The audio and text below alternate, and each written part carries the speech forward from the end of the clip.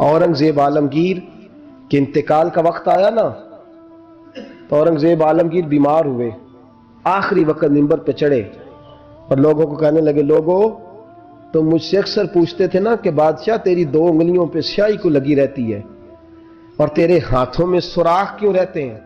औरंगजेब आलमगीर, ये मैं आपको फरिश्तों की कहानी नहीं सुना रहा, इस दुनिया में, इस दौर में, इस धरती पर बसने वाले लोगों की कल की बात सुना रहा हूं। इस हिंदुस्तान में हिंदुओं के मुल्क पर हुकूमत करने वाले एक मुसलमान दयानतदार बादशाह की बात सुनो। कहते हाथों में सुराख का पूछते थे ना तुम लोग, और तुम मुझे पूछा करते थे तेरे हाथों पे स्याही क्यों लगी हुई है। औरंगजेब आलमगीर मुत्तहिदा हिंदुस्तान का मुतलकुल इनान बादशाह कहने लगा, मेरे इंतकाल का वक्त आ गया है। अब मैं तुम्हें बताता हूं, मैंने सारी जिंदगी हुकूमत के खजाने से 1 रुपया तनख्वाह नहीं ली। मैं किताबत करता था, किताबें लिख के जो मुझे मजदूरी मिलती थी, और मैं टोपियां सिया करता था, मेरे हाथों में सुराख हो जाते थे, मैंने उसका रिज़्क़े हलाल खाया है। और फरमाया 50 रुपए फलां जगह मैंने रख दिए हैं, मैं मर जाऊं तो उसका मुझे कफन दे देना और लोगों को बताना कि वो हिंदुओं, मेरे रसूल पाक सल्लल्लाहु अलैहि वसल्लम ने जिस तरह मुझे कहा था मैंने उस तरह हुकूमत की। वो खुतबा पढ़ रहे थे, औरंगजेब खुतबा पढ़ रहे थे और गलियों में खड़े हिंदू कलमा पढ़ पढ़ के मुसलमान हो रहे थे। मेरे दोस्त, ये बादशाही में फकीरी है। हमारे पास तो पैसे आते हैं तो ड्राइवर की जिम्मेदारी है, ये भी प्रोटोकॉल है। ड्राइवर ने गाड़ी भी चलानी है और साहब का दरवाजा भी खोलना है उसने। अंदर बैठेंगे तो दरवाजा भी ड्राइवर साहब ने। नफ्स परस्ती है, जितना मर्जी आगे ले जाओ, इतना मर्जी। ये कोई बादशाही, ये कोई आपका बड़ापन नहीं है। वो तनख्वाह लेता है, मजबूर है, क्या करे। हो सकता है कल को उसके पास पैसे आए तो बदला लेने के लिए आपको ही बुला ले के चल मेरा दरवाजा खोल। वो मोहब्बत के साथ, अकीदत के साथ थोड़ी ऐसे कर रहा है। हम जरा माल आता है तो हम बड़े बन जाते हैं। जो बड़े थे वो हजरत बू अली कलंदर रहमतुल्लाह तआला अलैह का एक दरवेश था, तो वो सड़क से गुजर रहा था। अलाउद्दीन खिलजी का जमाना था। अलाउद्दीन खिलजी बहुत बड़े हुक्मरान हुए मुत्तहिदा हिंदुस्तान के। पाकिस्तान, हिंदुस्तान, अफगानिस्तान, सब पे इनकी मुश्तरका हुकूमत। तो इनका एक गवर्नर रोड से गुजरना था, उसने तो सिपाही जो थे वो रास्ते साफ करा रहे थे।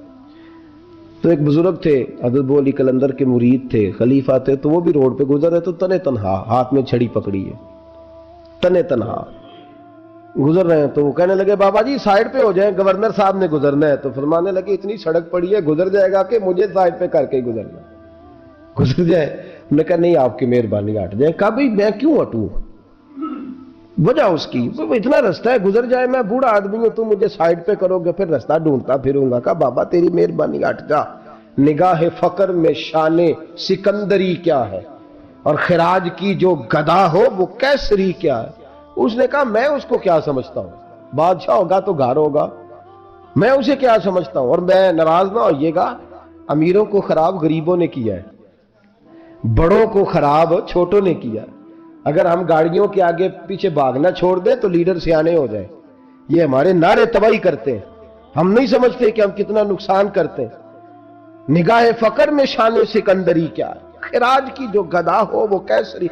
इकबाल कहते हैं कि वो तो बड़े फकीर हैं जिनको तुम बादशाह समझते हो, तुम्हारा टैक्स ना मिले तो उनकी हुकूमत नहीं चलती। तो खिराज की जो गदा हो वो कैसरी क्या। खैर, हजरत बू अली कलंदर रहमतुल्लाह अलैह के वो दरवेश जो थे ना, वो रोड पे कहा बाबा जी हट जाए। कहने लगे नहीं हटता। उन्होंने बाजू पकड़ के ना बाबा जी को जरा जोर लगाना चाहा तो बाबा जी ना आलती पालती मार के, चौकड़ी मार के तो जमीन पे बैठ गए। कहने जो उठाया जाता हो तो उठा लो। अब तो दरवेश कभी जिद करते नहीं, और अगर करें तो मुस्लिम शरीफ में मेरे नबी पाक ने फरमाया रुब्बा अशगाज़ अकबर लौ अक़सम अलल्लाह ला अबर्रा। फरमाया रब करीम का बंदा तो अल्लाह को कसम दे दे तो अल्लाह उसकी कसम को पूरा फरमा देता है। अल्लाह उसकी कसम को पूरा फरमाता है। तो फरमाया जाओ, उठता हूं तो उठा लो। बहस होने लगी, लोग इकट्ठे हो गए, रश हो गया। तो इतनी देर में गवर्नर साहब की सवारी भी पहुंच गई। तो गवर्नर साहब कहने लगे बाबा उठता क्यों नहीं। फरमाने लगे क्यों उठूं, इतना रास्ता है, गुजर जा। मैं बाबा उठ क्यों शोर डाला हुआ। कहने लगे तू मेरे नौकर का नौकर होके मुझे उठने का कहता है, मेरे नौकर का। तो गुस्सा आया तो उसने बाबा जी को थप्पड़ मार दिया। बाबा जी और हंसे, कहने लगे तुझे कहा था ना नौकर का नौकर है, तो वाकई नौकर है। उसने कहा मैं थप्पड़ मारता हूं, बाबा हंसता है। ये ज्यादा इंसल्ट होती है। आप करके देखें, आप गुस्से के जवाब में गुस्सा करें तो सामने वाले को कोई सजा नहीं। आप कभी गाली के जवाब में मुस्कुरा देना, यार अब मैं तेरे साथ बात करूं, तेरे साथ बहस करूं, तो ये ज्यादा बड़ी सजा, याद रखिएगा। हम तो दुश्मन को भी पाकीज़ा सजा देते, हाथ उठाते नहीं, उसे उसकी नजरों से गिरा देते। जब थप्पड़ मारा तो बाबा जी हंस पड़े, कहने लगे तुझे कहा था ना तू गुलाम है, तू भाई वाकई गुलाम है। अब जब हंसे तो अब उसको ढारस हुई, तवज्जो हुई, कहने लगा बाबा माजरा क्या है, मैं कैसे गुलाम का गुलाम हूं। तो बाबा कहने लगा देखना, तुझे मस्जिद आने का कहे तो तेरे लिए मुसीबत है।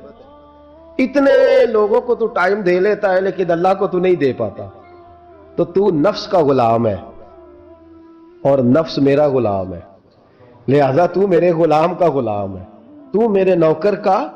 कहने लगे ये सारी नफ्स परस्ती है, ये जो तूने दुनियादारी इकट्ठी की हुई है ना, ये जो तेरे नारे लग रहे हैं और तू समझता है कि ये मेरे, ये तू तनख्वाह देता है, तेरे नारे लगाते हैं, जरा तनख्वाह छोड़ के बात कर, फिर देख तेरे कितने नारे लगते हैं।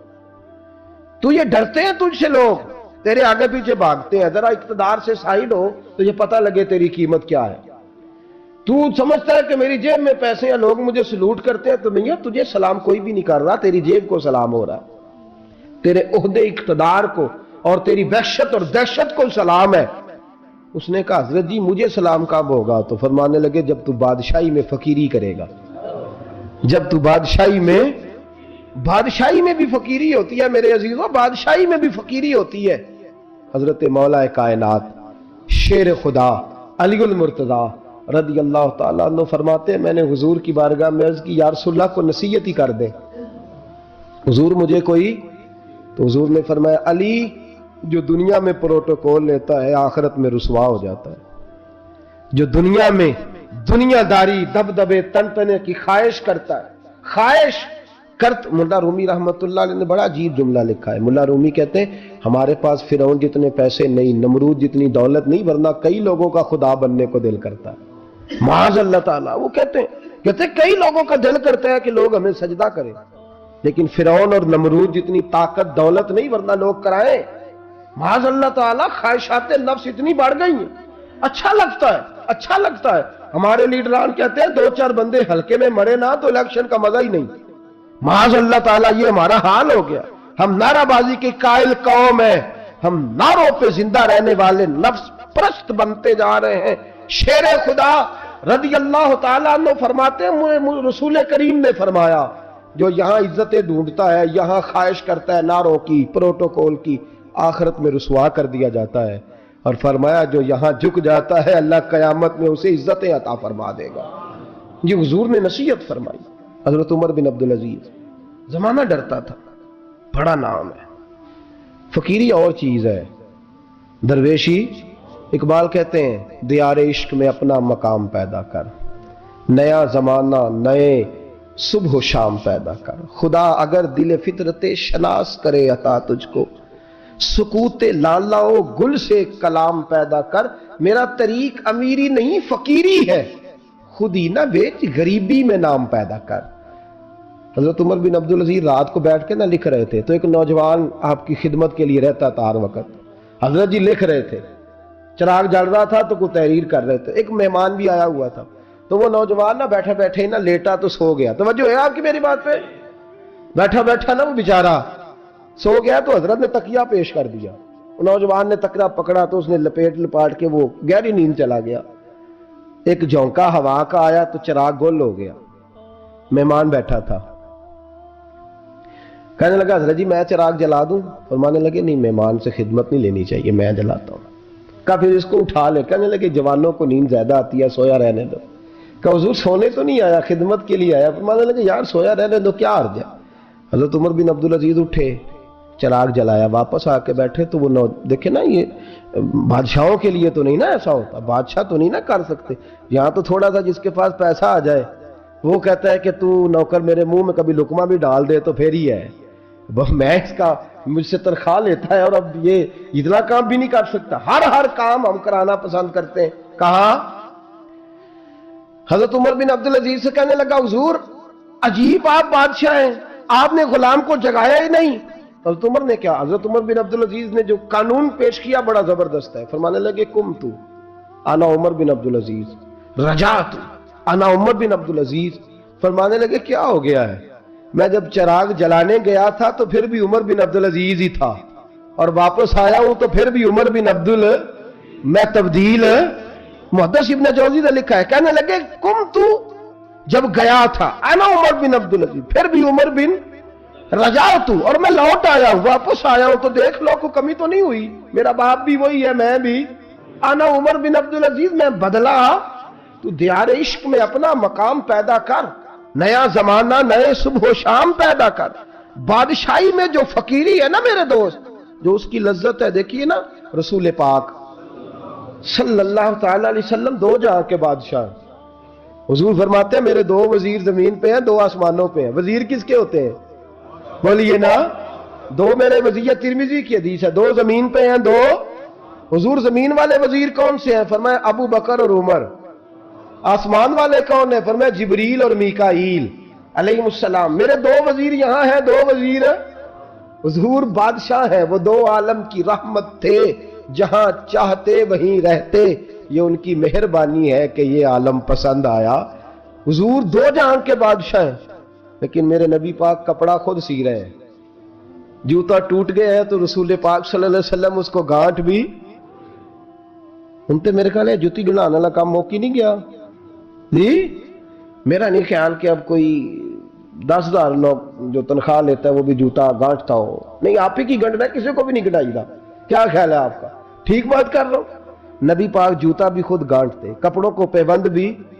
حضور اپنے کپڑے دھو بھی خود لیتے. میرے رسول پاک صلی اللہ علیہ وسلم گھر میں بکریوں کا دودھ بھی دھو لیتے, اور ایسا بھی ہوتا. یہ بادشاہی میں فقیری ہے نا, دو جہاں کے بادشاہ ہے, لیکن سلام اس پر کہ جس نے بادشاہی میں فقیری کی. رسول کریم صلی اللہ تعالی علیہ وسلم, حضرت عائشہ فرماتی ہیں گھر آئے, کہا عائشہ کھانا تیار ہے؟ کہا نہیں حضور ابھی تو کھانا تیار کرنا ہے. فرمایا تم آگ جلاؤ, میں آٹا گوندھ دیتا ہوں. کس کی بات ہے؟ نہیں لڑنا چاہیے, رکھنا چاہیے. تو منگیا دے ہاں پیسے میرے کو پہلی پہ, میں ڈنڈے نہیں مارنے.